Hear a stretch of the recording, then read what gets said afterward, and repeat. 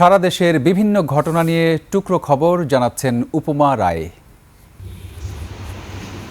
কৃষি সমৃদ্ধি এই স্লোগানে কৃষিতে আধুনিক প্রযুক্তির ব্যবহার, উৎপাদন বৃদ্ধি এবং কৃষকদের দক্ষতা উন্নয়নে নওগাঁ মহাদেবপুরে অনুষ্ঠিত হল পার্টনার কংগ্রেস। ভারতে পাচারের উদ্দেশ্যে আনা ২৬টি স্বর্ণের বারসহ ৩ পাচারকারীকে আটক করেছে বিজিবি।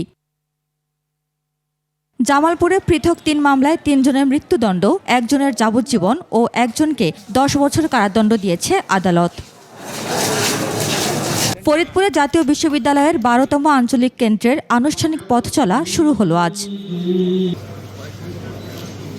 সিলেটে হযরত শাহজালাল রহমতুল্লাহি আলাইহির ৭০৭তম বার্ষিক ওরস শুরু হয়েছে।